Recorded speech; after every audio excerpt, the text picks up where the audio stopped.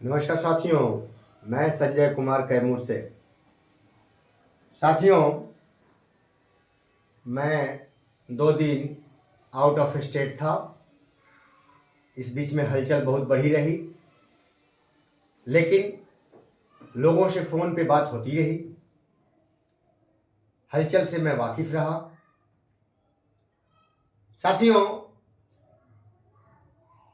जो सक्षमता 2 पास शिक्षक भाई हैं, उनके लिए बड़ा ही एक कठिन समय है। 1 से 7 मार्च ये निर्णय लेने का समय है, और ये निर्णय लेने का समय आ गया है। और बहुत भाई हमको फ़ोन किए, इस बीच में बहुत भाई फ़ोन किए हैं जो सक्षमता 2 पास है। लगातार उनसे बातें हो रही हैं, मेरी कंटिन्यू बात कर रहा हूं। आप भी बात कर सकते हैं, ये नंबर है, इस पे आप भी सलाह ले सकते हैं। फ्री में, कोई चंदा नहीं देना है, ठीक है।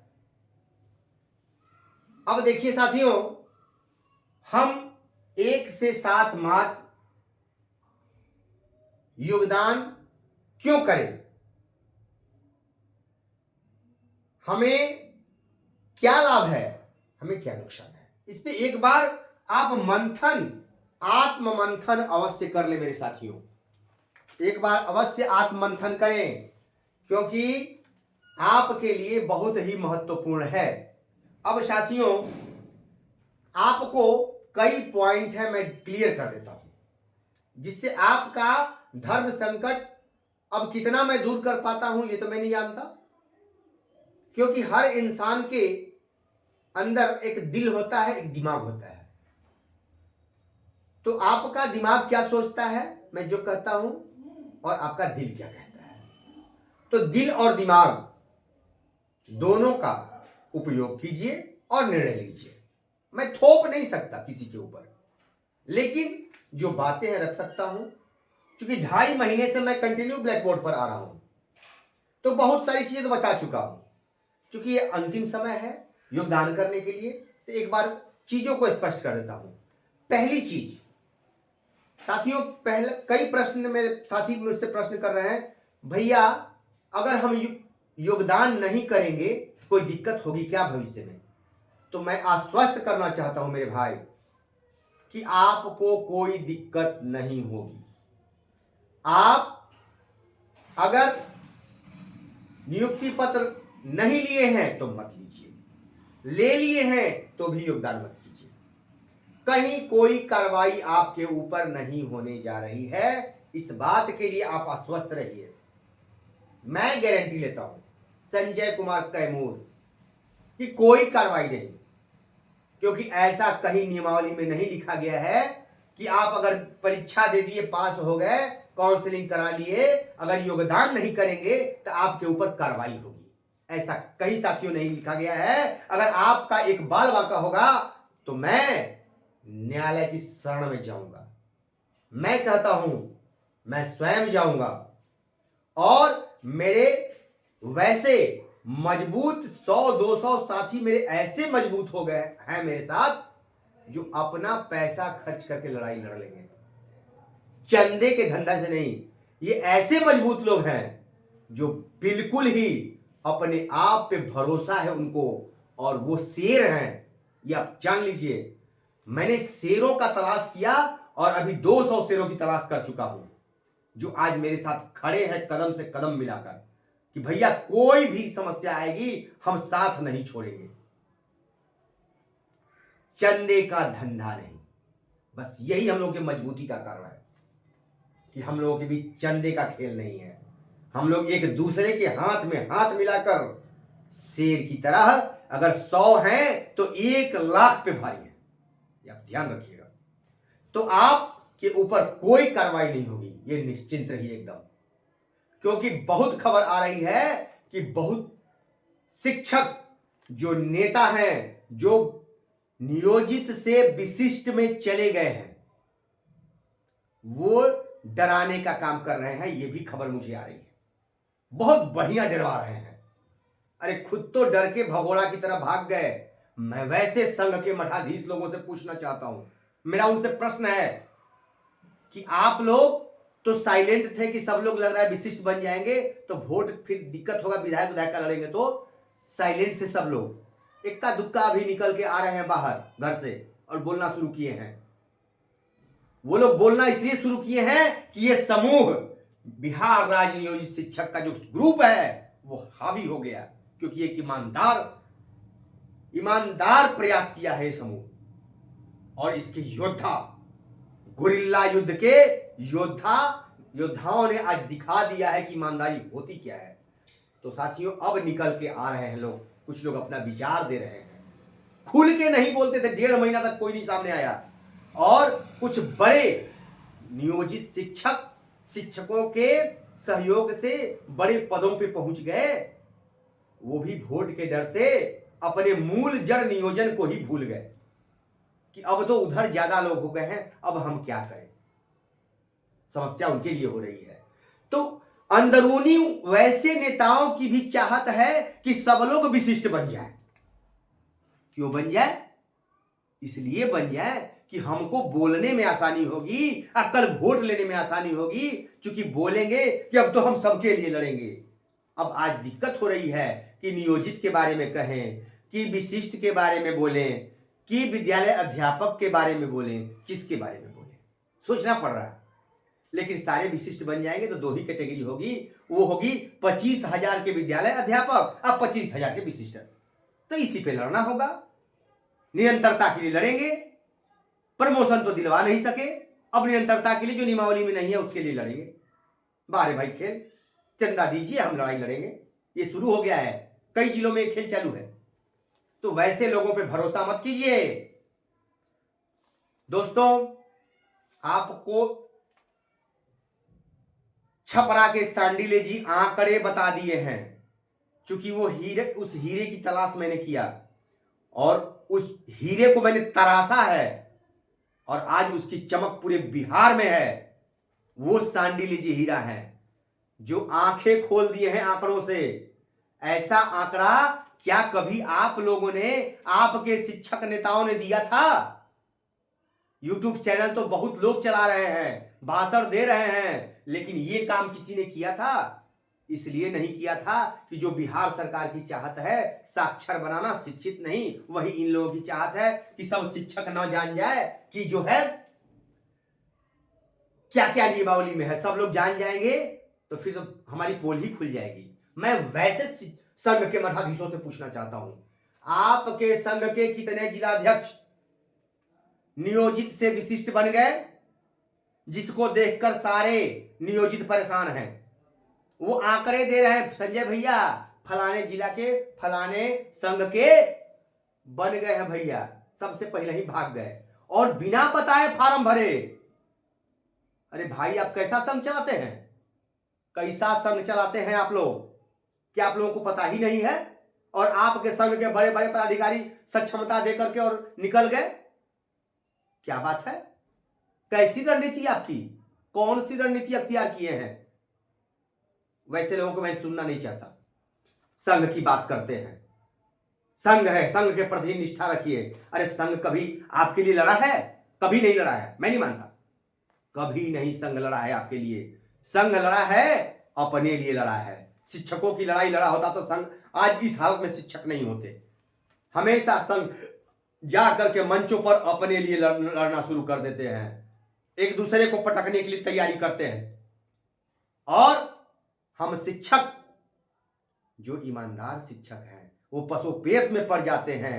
जाति बिरादरी तरह तरह का देकर के उनको महान नेताजी लोग बांट देते हैं। अरे भाई, एक बिरादरी, वो है हमारी शिक्षक बिरादरी। ये सोचो ना, कोई माई का लाल आपका अधिकार छीन नहीं सकता है। ये सरकार की औकात नहीं होगी। अगर 5 लाख शिक्षक हैं, अगर एक हो जाए तो ये सरकार हिल नहीं सकती, हमको हिला नहीं सकती। लेकिन नहीं, सरकार तो बांट ही रही है। हमारे महान शिक्षक नेता एमएलसी और विधायक बनने के लिए हम लोगों को तोड़ दिए। मैं वैसे लोगों का विरोध कर रहा हूं, बिल्कुल करूंगा, ये जान लीजिए, करता रहूंगा। तो आंकड़े दे, पहला काम करें। उस महान संघ के महान नेता हैं, पहले आंकड़ा दे कि उनके संघ के कितने लोग विशिष्ट बन गए हैं।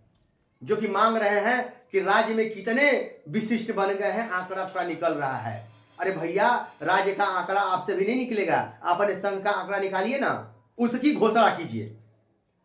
हमारे संघ के इतने जिलाध्यक्ष, हमारे संघ के इतने शिक्षक नेता विशिष्ट बन गए, इसकी घोषणा कीजिए आप लोग। पहले मैं आग्रह करता हूं, संघों के नेता पहले अपने संघ का आंकड़ा पेश करें कि कितने शिक्षक और शिक्षक नेता उनके संघ के विशिष्ट बन चुके हैं। पहले ये आंकड़ा वो लोग, दुनिया की छोड़िए। अगला पॉइंट है साथियों, नई शिक्षा नीति जो है साथियों, नई शिक्षा नीति में स्पष्ट है कि नियोजित, अब ये नियोजन दुनिया कई प्रकार के शिक्षक नहीं रहेंगे, अस्थायी आप इनको नहीं रख सकते हैं, इनका एक कैटेगरी बनाना होगा। अरे सरकार इसीलिए तो परेशान है कि अब क्या करेंगे, नई शिक्षा नीति के अनुसार तो नियोजित शब्द को हटाना पड़ेगा, लेकिन जबरदस्ती नहीं हटा सकते हैं। पेच है, हम क्यों जाएंगे, हम नहीं जाएंगे, आपके कहने से चले जाएंगे, हम नहीं जाएंगे। हमको बनाइए राज्यकर्मी ना भाई, तैयार हैं, जैसे जिस स्थिति में है उसी स्थिति में बनेंगे, सारे लाभ लेंगे तब जाएंगे, नहीं तो हम खुश हैं। और सरकार आपको लाभ देना कहां चाहती है, सरकार आपको 9300 का वेतनमान इसी नियोजित में दे सकती थी। उस सरकार को क्या आप लोग भूल गए, जो सुप्रीम कोर्ट में दो सरकारें लग गई आपका 9300 का वेतनमान छीनने के लिए, याद है आपको दिन, और उस पर आप लोग भरोसा कर रहे हैं, भरोसा करके जा रहे हैं कि हमको तोहफा दे रही है सरकार, सरकारी कर्मी बनाने। आज एक रिटायर्ड 34,540 के शिक्षक हमको फोन किए कि संजय भाई, आप भाई शिक्षक नेता हैं, आपका वीडियो हम देखते हैं, हम तो बहुत खुश हैं और आपसे कुछ हमारी उम्मीद जग गई है। हम कहे माफ कीजिएगा, मैं शिक्षक नेता हूं नहीं हूं गुरुजी, मैं शिक्षक हूं, इसी नाम से संबोधित कीजिए। कहे कि हम कहे कि कितने दिन आपकी सर्विस हुई, तो 12 साल। 12 साल में रिटायर, कितना पेंशन मिलता है सर, तो हमको 4,000 रुपया पेंशन मिलता है। अब सोचिए 9300 वेतनमान 12 साल करके एनपीएस में आए और 4,000 पेंशन मिलता है। क्या इसी पेंशन की आप बात कर रहे हैं, इसी पेंशन की झांसा में आप लोग आ रहे हैं मेरे साथी, इसी पेंशन के चक्कर में जा रहे हैं, जो 4,000, 12 साल में 4,000 तो 24 साल में 12,000, यही तो पेंशन है। 24 साल नौकरी है आप लोगों की। अरे क्यों मूर्ख बन रहे हैं मेरे भाई, क्यों झांसे में आ रहे हैं, अब भी वक्त है, समझ जाइए, कोई कार्रवाई नहीं होगी। और ये जान लीजिए, भेड़ों की कद्र नहीं होती है, कद्र शेरों की होती है। सरकार डरेगी तो नियोजित से डरेगी, विशिष्ट से नहीं डरेगी, क्योंकि जानती है कि इसमें जो बच गए हैं वो शेर हैं, और वो उनकी बात समाज भी मानेगा, क्योंकि समाज भी सुनता है तो शेर की दहाड़ सुनता है। भेड़, आज अगर एक शेर आपके अगल बगल आ जाए, चिड़ियाघर में बंद ही हो, देखने के लिए भीड़ मच जाएगी, लेकिन भेड़ को देखने के लिए भीड़ नहीं मचती है, ये जान लीजिए। तो नियोजित शेरों के लिए भीड़ लगेगी और एक मिसाल बनेंगे नियोजित शेर, आप देख लीजिएगा। जो नियुक्ति पत्र नहीं लिए हैं नहीं ले, जो नियुक्ति पत्र नहीं लिए हैं वो नहीं ले, जो ले लिए हैं योगदान नहीं करें, कोई कार्रवाई नहीं होगी। ऐसा कहीं नियमावली में नहीं है। अगर कुछ हड़काने का काम होगा, आप लोगों को बड़े बड़े अधिकारी हड़काएंगे जरूर, लेकिन हड़कना नहीं है, कुछ कर नहीं पाएंगे, सिर्फ हड़काएंगे, उससे आप लोग नहीं घबराइए। आज जो डर गया सो मर गया, जब डर के ही जीना है तब तो आप बल्कि नौकरी ही छोड़ दीजिए, शांति से रहिएगा। आप डरिए नहीं दोस्तों, कुछ नहीं होने वाला है। जो नियुक्ति पत्र नहीं लिए हैं नहीं ले, जो ले लिए हैं योगदान नहीं करें, जो ले लिए हैं योगदान नहीं करें, बिल्कुल सुरक्षित रहें। इसमें जो फायदा मिलेगा साथियों, वो आपको विशिष्ट में नहीं मिलेगा, कतई नहीं मिलेगा। आप लिख लीजिए, आज आपको मैं कई वीडियो में बता चुका हूं कि 14% के झांसे में मत आइए। 14% का झांसा यानी 3,000 का फायदा, और आपका प्रमोशन में 8वां वेतन आयोग में 6,000 सरकार ले लेगी, 3,000 देगी, 9,000 में 3,000 देगी और 6,000 वो मार लेगी। आपको हटा करके इसमें से, ये आप ध्यान रखिए। विशिष्ट शिक्षक बन गए, पुराने शिक्षक नेता लगे हैं नियोजित को विशिष्ट बनाने में। भैया नेताजी लोग ही लगे हुए हैं विशिष्ट बनाने में नियोजितों को। वैसे धोखेबाज नेताओं पर ध्यान रखिए, आप लोग लफड़े में नहीं पड़िए। ईमानदारी से, ईमानदारी हमेशा जीतती है, सच्चाई की हमेशा जीत होती है, और हम जीत कर दिखाएंगे। 4 साल अकेले लड़के जीत के दिखाए हैं, और मैं वादा करता हूं कि 4 साल अकेले लड़के जीत के दिखाए हैं। आज हमारे 200 शेर तैयार हैं, तो हम ये पूरी लड़ाई जीतकर आप लोगों को दिखलाएंगे। लेकिन जो चले जाएंगे कल अफसोस करेंगे। हाँ, एक बंधु एक बात और सुन लीजिए, जब बीपीएससी भाई उसमें गए हुए हैं, 35,000 बीपीएससी भाई गए, उसमें से 15 से 20,000 लोगों का वेतन अधिक था, 25,000 पे हुआ, तो आप कैसे मान रहे हैं कि आपको सब लाभ दे देगा? क्या उन 35,000 शिक्षकों को सरकार नाखुश करेगी? आप इसी फेरे में हैं, जिनसे बीपीएससी का परीक्षा ली उनको नाखुश कर देगी, और आप बहुत बड़ा परीक्षा दे गए आपको खुश कर देगी? नहीं, आपको यही समझ है? अरे नहीं मेरे भाई, 25,000 पर फिक्सेशन करने की बात हो रही है ना। कुछ लोग इसमें भी कह रहे हैं नहीं नहीं फिक्सेशन अभी नहीं हो रहा है भैया। अरे अभी तो फिक्सेशन सरकार नहीं कर रही है, अभी ऐसे ही वेतन दे रही है। अरे वाह रे भाई, तो ऐसे ही वेतनवा 31,340 पे क्यों नहीं दे रही है? ये भी तो कर सकती है कि चलो भाई पुराना वेतन ही इनको दो, 31,340 दो, बाद में चूंकि फिक्सेशन तो उसी पे करना है तो दे दो, अभी इनको दे दो, बाद में सब कागज काम होता रहेगा। ऐसा ऐसा बेमतलब का तर्क लोग दे रहे हैं जिसपे हंसी आती है कि आप शिक्षक कैसे बन गए हो, इस बात पे हंसी आती है। अरे भैया, सरकार वेतन देगी, आंकड़े बना के देती है, ऐसे नहीं दे देती है। आपका डीए दुनिया इंक्लूड करेगी तो फिक्सेशन ही होता है। आप क्यों गुमराह कर रहे हैं लोगों, विशिष्ट भाइयों को, जो नियोजित में रह के नियोजित भाइयों को लूटे, अब विशिष्ट बन के नेतागिरी करने के लिए उसमें गए हैं, अब उनको लूटना चाहते हैं। तो वैसे लोगों से विशिष्ट भाई भी सावधान रहें, भविष्य में स्थिति खराब हो जाएगी। अगला है, संघों के पुराने नेताओं ने भी स्पष्ट नहीं किया। संघों के पुराने नेता भी स्पष्ट नहीं किए, उनका कोई सहयोग नहीं रहा, 1-1.5 महीने तक मौन रहे। अब धीरे धीरे निकल के, चूंकि उन लोगों को लगा कि तो सारे विशिष्ट बन जाएंगे, अब इनके लिए बोलने की आवश्यकता नहीं है, चुपचाप हम लोग भी धूम दबा के परीक्षा देके निकल जाएंगे।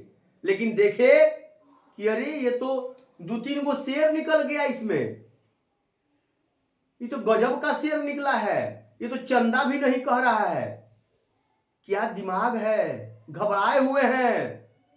संघ खड़ा करने में 38 जिले में बरसों बीत गए चंदा लेते लेते, लेकिन यहां संघ नहीं, समूह 38 जिले में है, इससे घबराए हुए हैं। लेकिन अफसोस यही है कि ये संघ जो बना है ईमानदारी के लिए समूह बना है, शिक्षकों से चंदा लेने के लिए नहीं।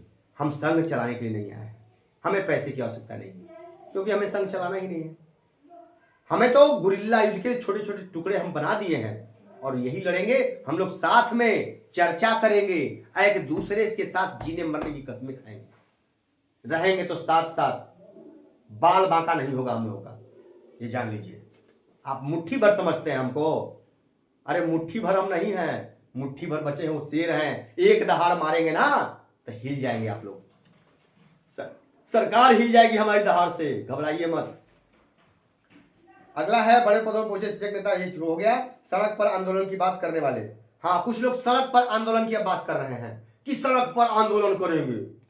अरे क्या करेंगे भैया, जिस दिन सड़क पर आंदोलन करने के लिए सारे शिक्षक निकल गए थे, सारे शिक्षक लड़ने को तैयार थे, उस दिन तो आप लोग मंच पर धक्का मुक्की कर रहे थे कि हम अगवा रहे, हमारा संघ आगे रहे, ताकि हम सामने आए कि नहीं हम असली लड़ाई हम लड़ रहे हैं, असली लड़ाई हम लड़ रहे हैं। तब तक पता चला कि एक नेताजी बिक गए, सरकार के गोदी में खेल रहे हैं, सारा शिक्षक परेशान, नेताजी लोग मालामाल, काम खत्म, शिक्षकों का आंदोलन खत्म, धराशायी हो गया। यही हुआ है। अगला का, कुछ लोग गांधी मैदान में जुटने के लिए आह्वान करते हैं कि हम लोग गांधी मैदान में जुटेंगे, शक्ति प्रदर्शन करेंगे। अरे अब क्या शक्ति प्रदर्शन करेंगे? जो विशिष्ट में भाई गए हैं, क्या वो शक्ति प्रदर्शन करने के लायक हैं? शक्ति प्रदर्शन नहीं बोल दीजिएगा तो काला पानी की सजा हो जाएगी, ऐसी नियमावली आपकी। गांधी मैदान में क्यों जाइएगा? कैमरा से फोटो आपका खींचा जाएगा और चुन चुन के आपको भेजना शुरू हो जाएगा, क्योंकि बड़े लोग कह भी रहे हैं कि भाई सरकार मेरी भी नहीं सुन रही है। तो आप क्यों जुटा रहे हैं लोगों को वहां, जब आपकी सरकार सुन ही नहीं रही है? तो ऐसा कुछ हम लोग को नहीं करना है। अब आंदोलन नहीं करना है, हम लोग न्यायालय से लड़के लेंगे। अब हमको आंदोलन नहीं करना है, सीधी सी बात। हम लोग बहुत आंदोलन करके देख लिए, और आंदोलन करना होगा तो उसके लिए बहुत रणनीति है। उसके लिए आप घबराएं नहीं। आंदोलन कैसा होगा, ये रणनीति हम लोग मिलकर तैयार करेंगे, आम शिक्षक मिलकर तैयार करेंगे। अब आप जैसे नेताओं की हमको आवश्यकता नहीं है, क्योंकि 20 साल तक आम शिक्षक बन के हमने देख लिया है। पुराने समूह, अगर पुराने संघ के नेताजी लोग ईमानदारी से संघ चलाए होते तो आज शिक्षक इतने कंफ्यूज नहीं होते, बिल्कुल कंफ्यूज नहीं होते। लेकिन नहीं चलाए, हम लोग बर्बाद हो गए। उन लोगों का मकसद था, उन लोगों का मकसद पूरा हो रहा है, शिक्षक जाए भाड़ में, यही सिद्धांत है उनका। तो बंधुओं, आपको मैं फिर से स्पष्ट कर देना चाहता हूं कि इसमें कतई भाग नहीं ले, जो है बने रहें। आपको सब कुछ मिलेगा, ताज आपके सिर पर बंधाएगा, ये मैं ऐलान करता हूं। ताज नियोजित के सिर पर ही बंधाएगा। जैसे 9300 मृत कैडर घोषित किया गया, आपको भी किया गया है, लेकिन वो एक आवाज आज उठाते हैं तो उनकी सारी मांगे पूरी हो जाती हैं, उनको सबसे पहले मिलता है। कुछ लोग ऐसा भी कहते हैं कि अरे वेतन भी देने में देखो, क्या उनको वेतन में देरी होती है? नहीं होती है। तो ये समझिए। नमस्कार साथियों।